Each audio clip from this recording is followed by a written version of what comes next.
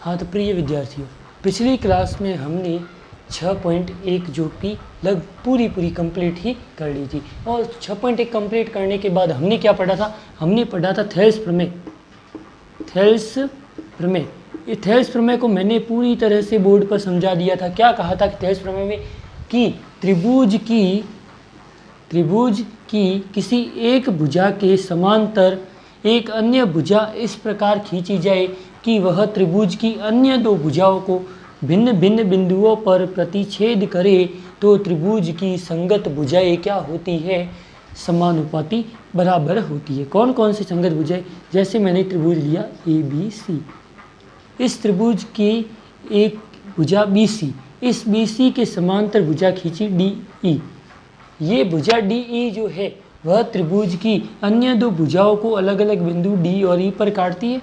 तो यहाँ पर संगत भुजाएं AD और BD, AD अनुपात BD बराबर होगा किसके? AE अनुपात CE। यही हमारी प्रमेय जो है ये थेल्स प्रमेय कहलाती है। थेल्स प्रमेय के अकॉर्डिंग हमने क्या कहा था कि त्रिभुज की किसी एक भुजा के समांतर अन्य दो भुजाओं को भिन्न भिन्न बिंदुओं पर प्रतिच्छेद करने वाली रेखा, त्रिभुज की प्रतिच्छेद करने वाली रेखा उसकी संगत भुजाओं के बराबर भागों में विभाजित करती है।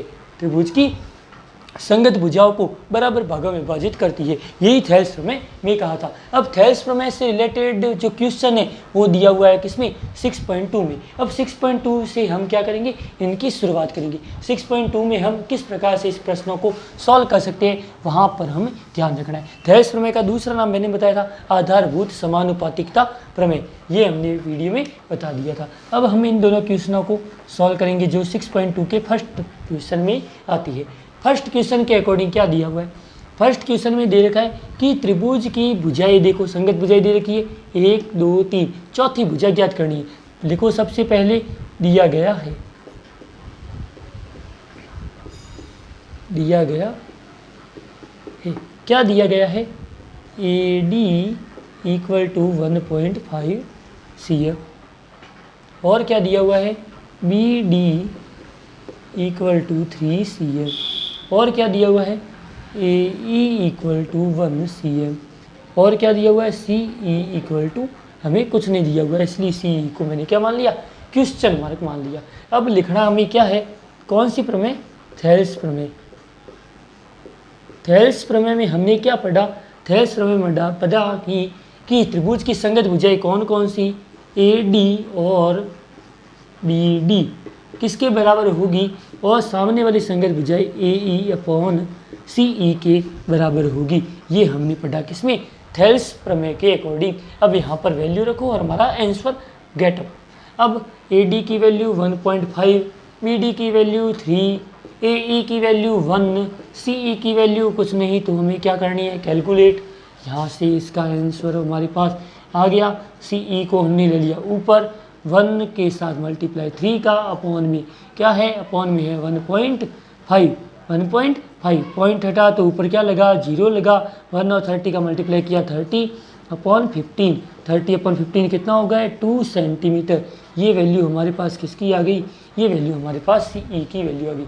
तो मतलब थेल्स प्रमेय से इस प्रकार के प्रश्नों को क्या कर सकते हैं? सॉल्व कर सकते हैं। कौन सी प्रमेय? थेल्स प्रमेय के अकॉर्डिंग। ये हमें ध्यान रखना है। थेल्स प्रमेय में क्या कहा?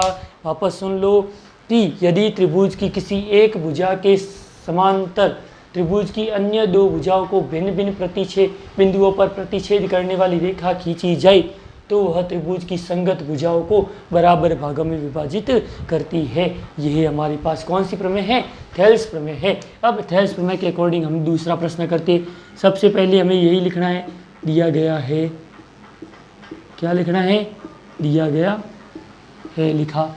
दिया गया है क्या है? दिया गया है हमारे पास AD हमें दिया हुआ नहीं है। कौन सा दिया हुआ है? BD = 7.2। और इसके अलावा AE = 1.8। पीछे CM लगा देना, क्योंकि CM साहब को भूलना नहीं है। CM बहुत ही काम का है ये। अब तुम चाहो तो यहाँ पर ये भी लिख सकते हो। सबसे पहले दिया गया है, दिया गया ये 3 है, और ज्ञात करना है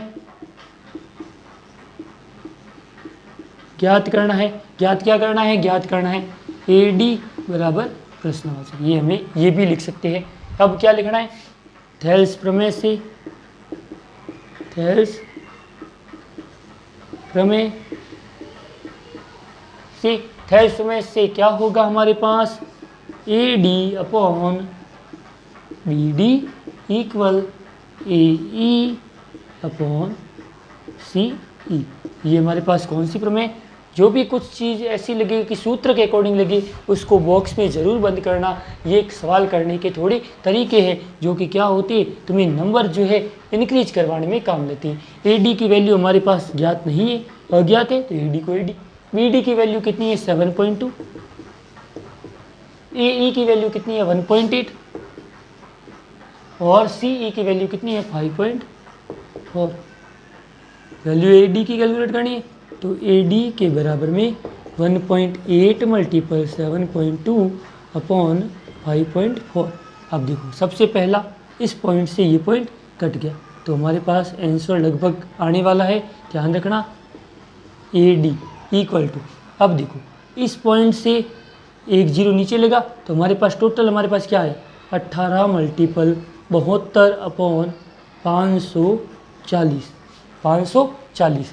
अब यहाँ पर इसकी ध्यान रखना, ये 540 आने के बाद 540 आने के बाद जो कट रहा है उसको काट दो, कौन से 18 के पहाड़ी से ये कटा, 18 कम 18, 18 दूनी 36, 18 तिया 54, तो कितनी बार कटा 30 बार कटा। अब और कौन सा कट रहा है, ये कट रहा है, ये कट रहा है, किससे कट रहा है, ये भी 3 से कट रहा है, ये भी 3 से कट रहा है, ये 3 से कटा कितनी बार 10 बार, ये 3 से कितनी बार कटा 3 दूनी 6, पीछे बचा 1, 4 तिया 12, 24 बार कटा, 24 बार कटा। अब ऊपर वाला किससे कट रहा है, ऊपर वाला कट रहा है 2 से, नीचे भी 2 से। AD इक्वल टू हमारे पास वैल्यू आ गई कितनी 24, 12/5, 12/5 को सॉल्व करेंगे तो पॉइंट में हमारे पास आंसर आएगा 5 दूनी 10, पीछे बचे 2, 5 चौक 20, 2.4 सेंटीमीटर आंसर हमारे पास आ गया किसका, AD की वैल्यू। AD की वैल्यू कितनी आ गई 2.4 सेंटीमीटर, 2.4 सेंटीमीटर। इस प्रकार हमें इस ऐसे क्वेश्चनों को सॉल्व करना है। और पॉइंट वाले कभी भी गलतियां करना मत, पॉइंट वाले गुणाओं में कोई गलती नहीं करनी। देख जैसे मैं ये गुणा वापस ही करके बता देता हूँ कि 1.8 के साथ गुणा हो रहा है 7.2 अपॉन में क्या आ रहा है 5.4। कैसे करना है, ऊपर देखो पॉइंट के बाद संख्या कितनी है 1, इसमें है 2, नीचे पॉइंट के बाद संख्या कितनी है 1, मतलब टोटल पॉइंट के बाद संख्या कितनी होगी, इसमें भी 1 और 1, 1 और 1 कितनी हो गई ऊपर पॉइंट के बाद कितनी 2, इसमें कितनी 1, 2 में से 1 गया तो आंसर किस में आया हमारे पास 1 आया, प्लस का 1 आया। प्लस का डिजिट आते ही हमारे पास एक ही चीज़ ध्यान रखना, जब भी डिजिट प्लस की आए तो पॉइंट 1 लगा देना, और पॉइंट 1 लग गया तो मतलब क्या हो गया, नीचे लग गया 0, तो ये नीचे लगा दिया 0।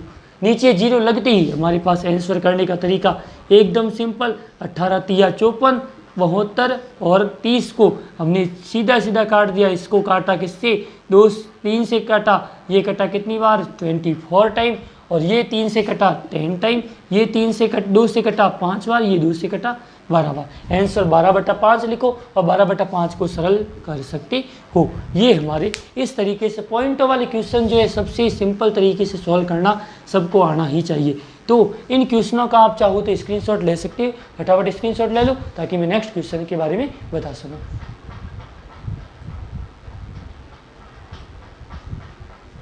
थेल्स प्रमेय से संबंधित क्वेश्चनों को करने का यही तरीका है। नेक्स्ट वीडियो में हम चर्चा करेंगे इसके अगले क्वेश्चन, सेकंड क्वेश्चन के बारे में, और सेकंड क्वेश्चन को बहुत ही आसानी से शॉर्ट तरीके से हम इसका आंसर निकालेंगे। वीडियो को शुरू से लेकर अंत तक देखना, प्रश्न अवश्य समझ में आ जाएगा। और वीडियो देखने के लिए आपको बहुत बहुत धन्यवाद। चैनल को लाइक एंड सब्सक्राइब करना मत भूलिएगा।